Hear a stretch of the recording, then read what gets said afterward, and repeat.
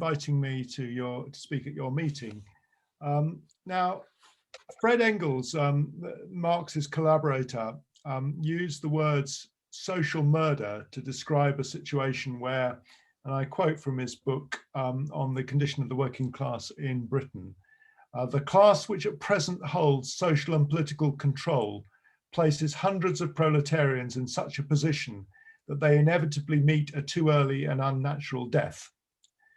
Now, he wrote those words some time ago now, but this pandemic has caused about over 3 million deaths worldwide, 130,000 in the UK, and although we're down quite a lot from the height of our second wave, we see across the world other countries like India, which has horribly surpassed 200,000 deaths, which undoubtedly is a gross underestimate.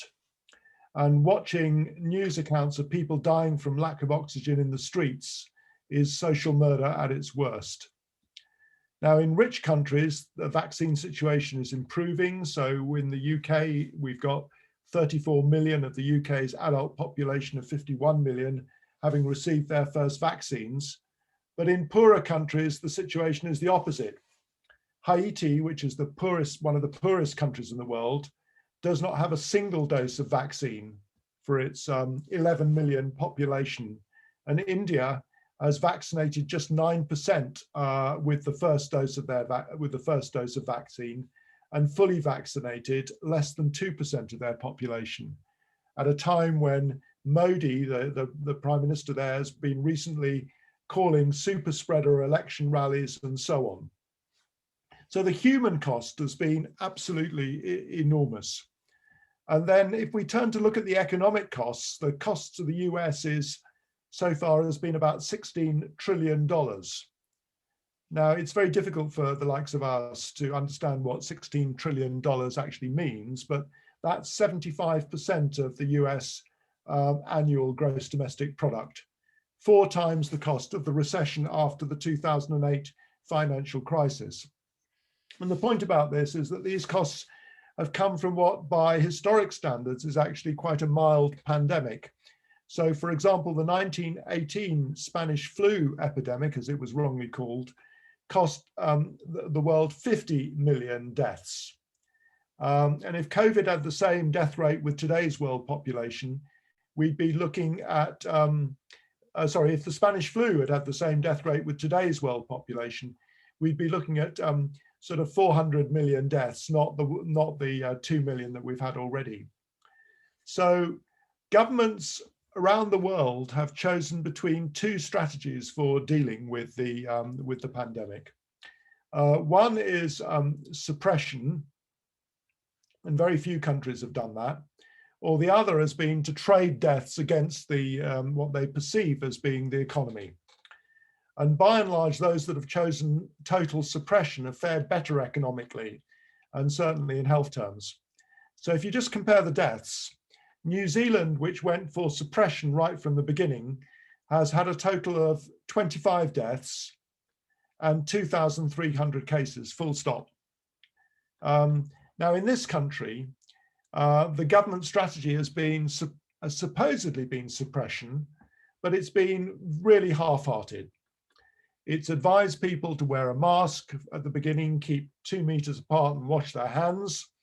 They largely ignored airborne spread, aerosol spread, so they kept schools and many non-essential workplaces open. And that more or less doubled the time that you subsequently needed to keep the lockdown in place to get the R number below 1. It then blamed ordinary people for the deaths, saying it was their failure, our failure to obey the rules that resulted in that first wave. And of course they do that because they prioritize the needs to keep profits flowing before the lives of people. But even in their terms, they were short-sighted, because taking effective measures early would have allowed them to get rid of COVID far more quickly. So how did this shocking state of affairs come about? And it's worth going through the history of why the UK was actually so badly ill-prepared. And the first was that at the outset, the government chose to believe, and it wasn't just the British government, it was many governments around the world, that COVID was just a bad flu. But this was against all the advice that was, all the evidence rather, that was published as early as January last year in The Lancet. They therefore ignored the need to get proper personal protective equipment in place and to have a proper test, trace and isolate system. And they inexcusably delayed getting the NHS and the care system ready for what was known to be coming. And they waited criminally until the 23rd of March last year before starting the first lockdown. A full 3 or 4 weeks too late. The virus had used those 3 weeks to get established in the UK, and they knew about it and it was totally preventable. But secondly, as well as willful lack of preparedness, the second factor was the background of austerity that all this happened on, imposed after the banking crisis, an austerity program that slashed and privatized the public services. How else to explain the decimation of public health facilities in England, the lack of contact tracers, the negligence of letting emergency stocks of PPE get out of date? £1 billion taken out of the public health system over the last decade in cuts, so that there's no longer any local public health service of any capacity or credibility in place, which is why they had to build up a national contact tracing system from scratch, because they'd already destroyed public health services in local authorities. It's no coincidence that the two countries, the US and the UK, that have most championed this neoliberal ideology of austerity, that have handled the pandemic in the worst possible way, and we now see India following the same path. And then third is the government's ideological belief in privatization. So they abandoned the public procurement of personal protective equipment, and they bought stocks in an eBay-like fashion, handing contracts to their friends. I mean, what's been happening around Boris Johnson's flat is small change, really, compared to the corrupt contracts that have been handed out around personal protective equipment when proper, respectable suppliers were being denied access to the corridors of power in Westminster. They threw money into privatized Nightingale hospitals, including one in East London, close to where I live, that ended up not being used because there were insufficient trained NHS workers to staff them. And then they commissioned private lighthouse laboratories that didn't properly integrate into the NHS IT systems. And certainly at the beginning and in the important early stages, results went missing and people couldn't be followed up. And the privatized 23 billion test and trace program has been condemned by the House of Commons Select Committee as unimaginable levels of spending made which made no measurable difference to the spread of the virus, their report found. And then this pandemic has held up a mirror to the inequalities in our society in Britain, and actually the inequalities across the world. Most commentators hadn't thought about key workers before, yet they've died the most. And cruelly exposed to being our Black and minority ethnic population and our care home residents. Where were the policies and measures designed to protect them? Lives have been claimed in proportion to our racial status and to our social class. And this is not dependent on genetics, but rather on exposure. So in the first wave, Black people were hit hard because they worked in jobs with high exposure. In the second wave, personal protection has increased and exposure has been somewhat reduced, and the Black death rate has approached now that of whites. But Asians continue to live in large multi-generational households and still die the most. But the UK government, like Trump did, has been betting heavily on vaccines coming to the rescue to get us out of our mess. So what do we have to say about vaccines? Well, the first thing to say about vaccines is that they have zero effectiveness if your country can't afford to buy them for you. So far, only 700 million doses, less than 10% of the world's population, have been administered, and they have been concentrated in the richer countries. And the WHO think that at best there will only be doses for 1 billion people in third world and global south countries available this year in 2021. 1 billion doses. Remember, the world's population is about 8 billion. So if you take Africa, for example, South Africa is the richest country in Africa. It's bought 20 million doses, but there's no timeline really when they're going to arrive. and most southern global south countries have no access to vaccines. Poorer countries may have to wait years for vaccines, and laws protecting intellectual property prevent many third world companies from making their own. Now, Martin Wolf, a Financial Times commentator, said that, you know, if you look at these fiscal stimulus packages, they come in total around the world to $5.6 trillion. And that would only need to rise to $5.7 trillion to create the resources, to make available the resources to vaccinate the whole world in a timely fashion. And, you know, even India, which is one of the world's global centers for vaccine production, can't make enough vaccines because the United States have blocked the passage of the reagents to India that will allow them to get on and do the job. Having said all that, vaccines, you know, in themselves are a scientific triumph, and they're in the short term likely to improve the situation considerably. But Big Pharma is making big profits from it. Now, in all, the big 5 pharma companies have been paid state subsidies of up to $5 billion to develop their vaccines. And then they're going to be paid $30 a dose to sell them. So if you take the Pfizer vaccine, for example, that received $1.4 billion of state subsidy from the US government, and they're charging all the rest of us $20 a dose to use it. The Moderna vaccine similarly got a £2.4 billion government subsidy. All its supplies until very recently were earmarked for the US, and they charge $38 a dose. Now, the AstraZeneca vaccine is something of an exception. It only got $900 million subsidy, and the company making that, AstraZeneca, at least for the time being, has declared a no profit policy and is charging $4 a dose, a very small amount, but they won't have capacity to provide for the world. Now, other countries like China and India are also making cheaper vaccines, but even if the price is low, there are big questions as to how quickly so many vaccines can be made, how to deliver them in war zones and other places where refrigeration is difficult and getting the vaccine around is difficult. So what has been a surprise, though, is how quickly the vaccines have been developed and how effective they are.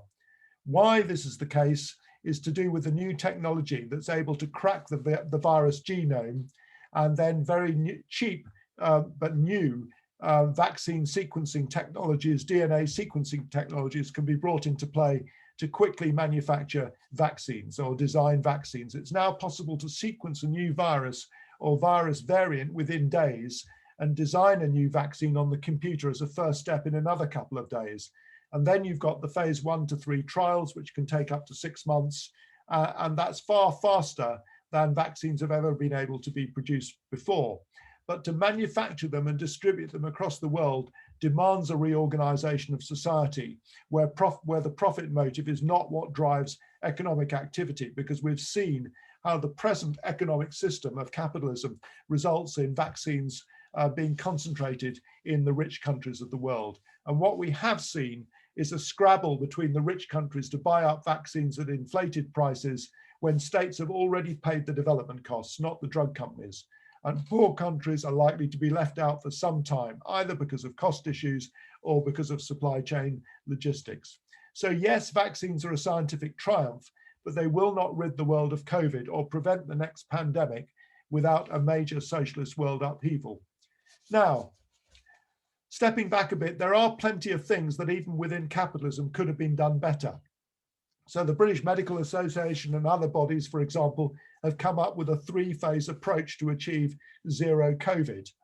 And what does that mean, really? It means that if we don't do that for some years to come, there will be new variants that will continue to emerge quickly. And so vaccination in the UK will not be the full answer long term. So what this zero COVID involves, it means continuing the lockdown until new cases in the community are reduced to close to zero, and that is never done. The lockdown is always eased off before cases get reduced to close zero. It then means having an effective, non-privatized test, trace, isolate and support system run locally in the public sector to quickly squash any further outbreaks. It means COVID screening and, where necessary, isolation at all points of entry into all countries in the world. And above all, it means guaranteeing the livelihood of everyone who loses money, their livelihood because of the pandemic. It can be done, though the Westminster government shows no signs of wanting to do things like that. But the big question I was asked to answer is, how would socialists do things? How would we as socialists do things differently?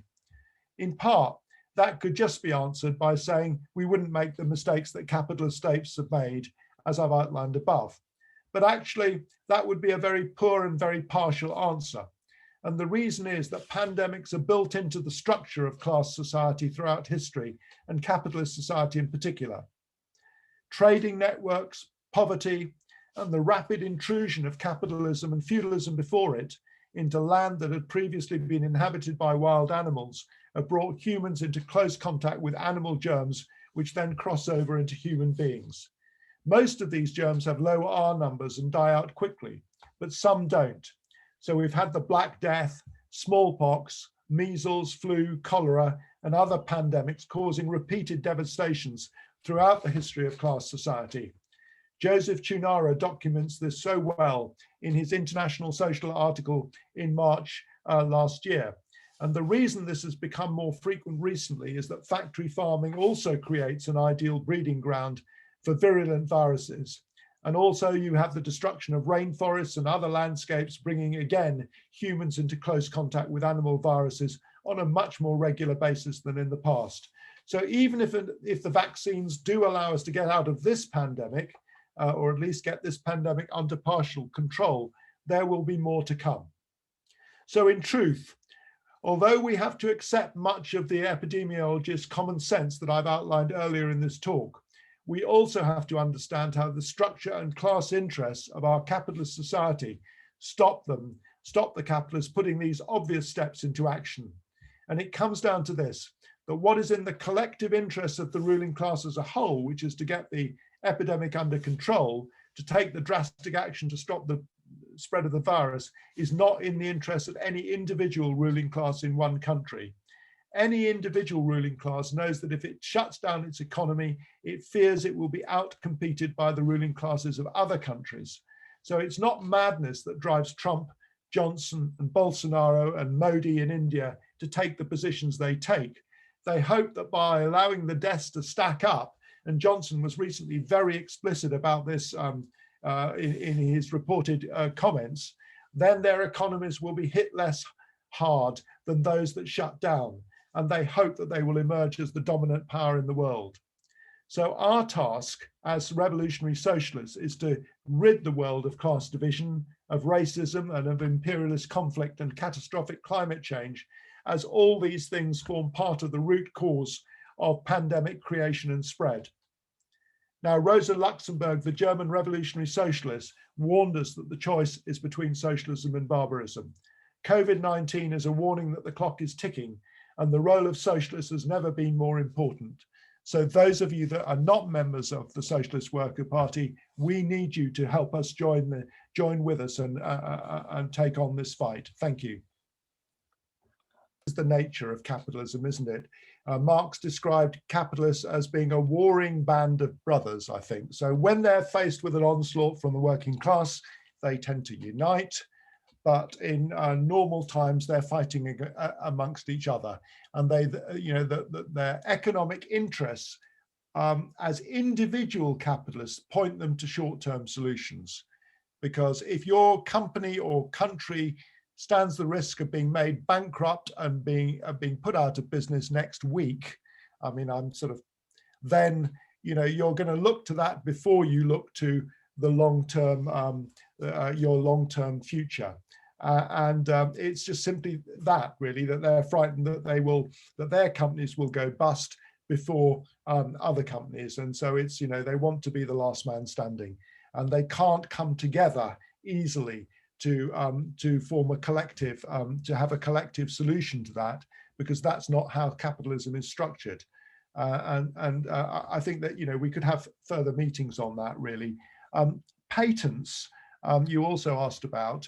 Yeah, I mean, that is the nature of how capitalists protect their intellectual property. They put patents on it, and they really don't like individual companies giving that intellectual property to other countries. Now, to some extent, the WHO through Gavi and other international organizations is to a limited extent allowing factories to start producing vaccines in other parts of the world and so on.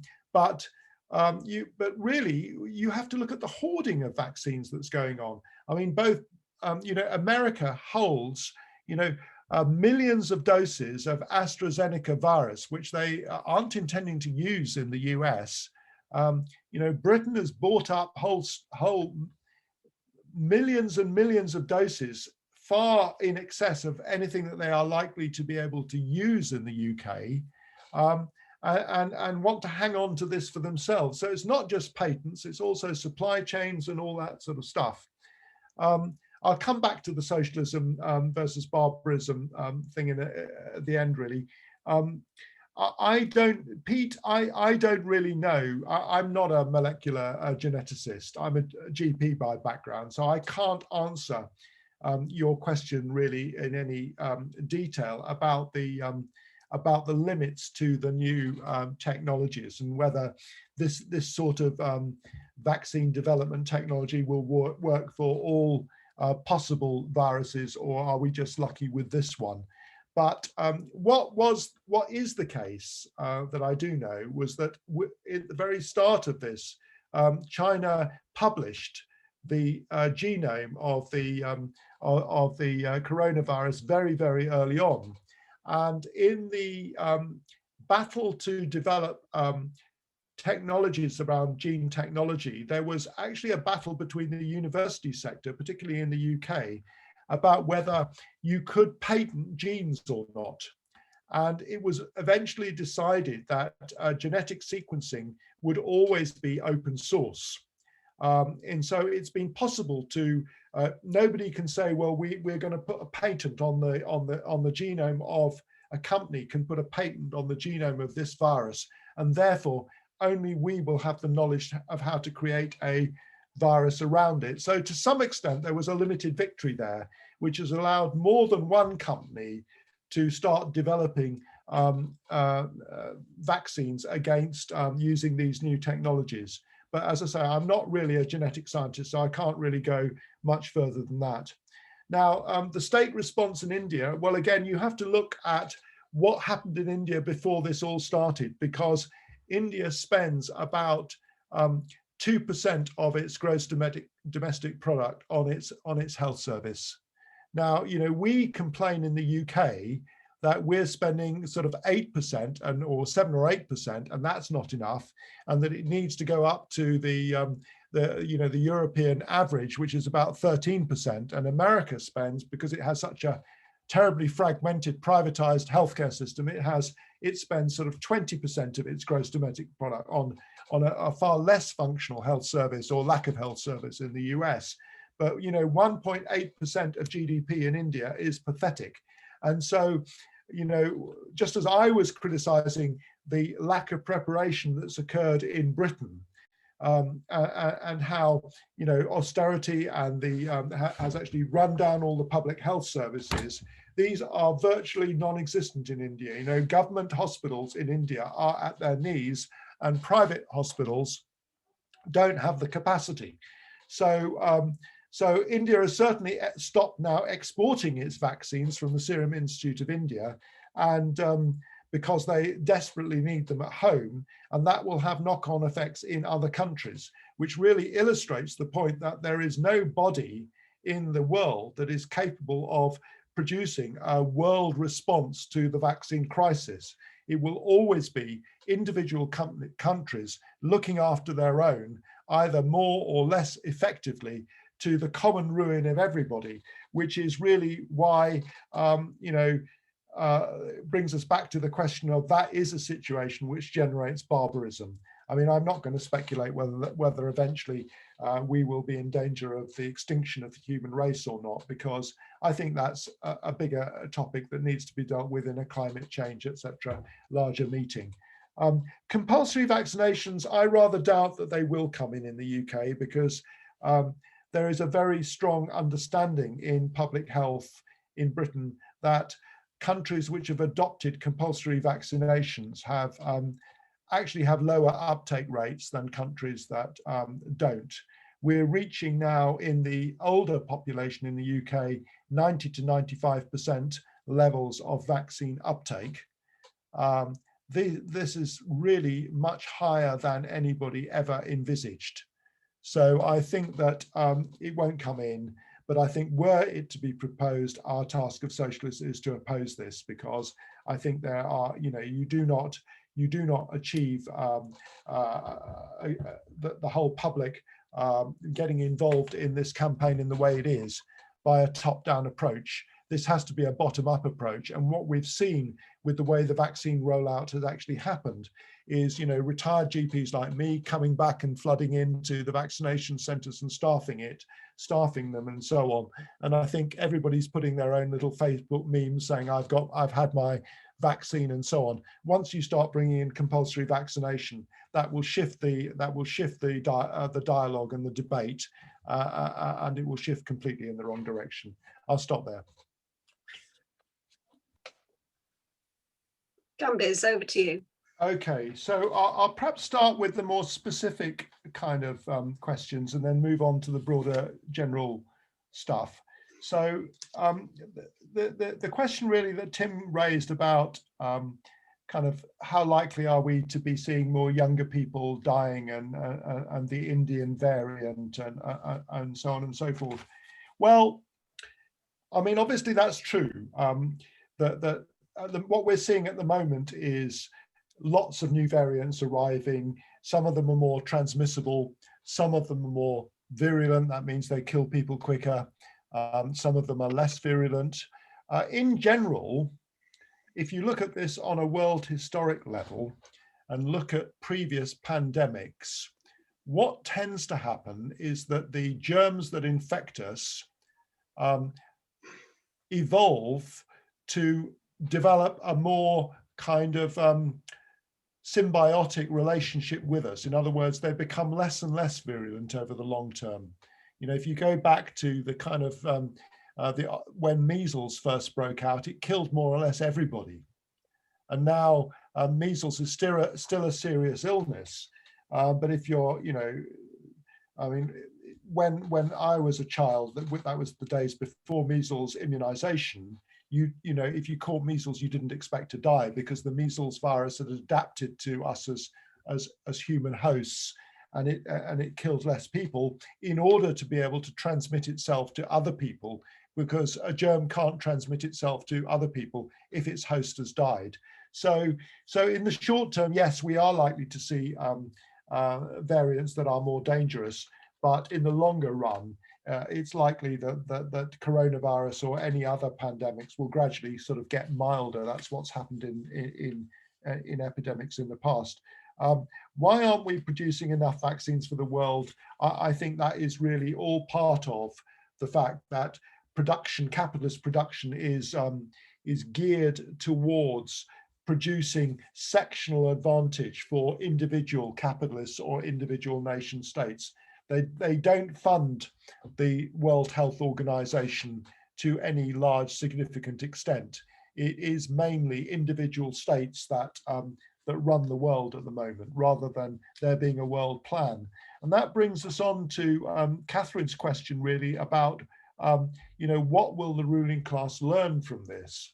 Well, they've steadfastly refused to have an inquiry. So to one extent, they actually don't want to learn, because having an inquiry into the mistakes would have brought out what could be done better the next time, which I've outlined in my talk, but is by no means what the government. But actually, what governments always do is they use every crisis as an opportunity for further privatization. So if you look at test and trace, well, it is kind of half working now. If you look at the testing part of it, all these large private laboratories have been set up, and they've taken a whole chunk of NHS activity out of the state sector, where the testing, if you go and have a blood test normally in a hospital, it's done in an NHS lab in an NHS hospital. But if you go and have a COVID test, that's processed now in a privatized hospital, a privatized lab, which is making profits for individual capitalists and their shareholders. So what they've learned out of it is that you can always make a good profit out of a good crisis. So I think, what they want to learn and what we would want them to learn are slightly two separate things, really. I completely agree with Mary about 3% of the ecosystem no longer only existing, and that it's deadly monocultures that are the source of the big problem now, which brings us on really to what Caroline was saying about vegetarianism. Because yes, of course it's true that meat is probably the most destructive form of food production for the planet, and produces far more carbon dioxide and all that sort of stuff, than vegetables do. But it's still the case that the vegetable production in the world is controlled by the same multinationals. And you've got all the stuff about genetic engineering and all the dangers that that can bring. And then you've got to look at the quality of the foods that are actually produced, even vegetarian foods. I mean, the extraordinary thing was that when, my daughter had her exchange students come across from another school in France and stayed with us, one of the young women, one of the girls that came across was vegetarian, but she actually, what she wanted to eat, what she'd been brought up to eat, was kind of pizzas with, with scarcely a vegetable actually on them, really. I mean, it was sort of, bread and cheese and fattening horrible food. And I'm not convinced that as long as food production in general remains under the control of the capitalist class, that we will escape the fact that we are making ourselves fatter with more diabetes, and so on, and this is not healthy, and we cannot. So it's not just as simple to say we can solve everything if we stopped eating meat and moved on to eating vegetables. What we need to do is to take control of the whole food industry away from the capitalist class, and I think that's what Amy Leather's pamphlet goes into in far more detail, which I think is being launched very, very soon. What else? Yeah, I want to move back to end up on this business of Ian Gibson and where we move forward from here, really, because I also knew Ian Gibson. When I was a young medical student, I went, I joined what was then called ASTMS, which was the Science Union. I think it's now part of Unite. And Ian Gibson was the young comrade who took our IS delegation down to the conference. And I remember producing our hospital worker pamphlets with articles written by Ian Gibson in them at that time in the early 70s and so on. And he was great. And we've had our own example in Tower Hamlets, where I work, of an Ian Gibson, which was Jim Fitzpatrick, who was our local MP. And he started off by being a firefighter and in the IS, the precursor organization to the SWP, and he was a great militant. And he then went on to become a trade union official, and he then went on to become an MP, and he then became a whip for Tony Blair in the war, and he was whipping Labour MPs into supporting people voting for the war in Iraq. And it was dreadful, and yet he was a nice guy that you could still go to the pub with and have a discussion, and he would get himself involved in a local campaign to save a health centre or something like that in our patch. And that's where united fronts come in, you see, because that's where revolutionaries have got to engage with people like that in order to build those sorts of coalitions. And People Before Profit is one of those. And, the Black Lives Matter movement and Stand Up to Racism and so on. And indeed, I think without the George Floyd stuff, without the Black Lives Matter campaigns, without the campaigns that we're, around the right to protest and so on, what would have happened in this COVID epidemic if we hadn't been doing all that work, and if we hadn't been pulling those people in the Labour Party and who hold those sorts of ideas towards us, then the whole COVID epidemic would have released a whole wave of horrible racism, as you started to see in the United States with Trump calling this the Chinese disease and so on. And the fact that we were able to largely avoid that in this country has actually been due to the success of those United Front campaigns that we've built. But are those United Front campaigns a substitution for a revolutionary party? No, they're not. Because without revolutionaries being in the core of those united fronts, you know, they would not really get built and be powerful in the way they are, because you need at least some people who have the broader vision of what capitalism is about and how it's destructive, who will take the thing on to the next level, who will pull people like the Ian Gibsons and, you know, and the Jim Fitzpatricks and the Corbyns and so on, one step further in that role, so that we will end up with a movement that is capable of destroying capitalism in its entirety, and not just trying to make capitalism a slightly better system that works better for us. So I'll stop there.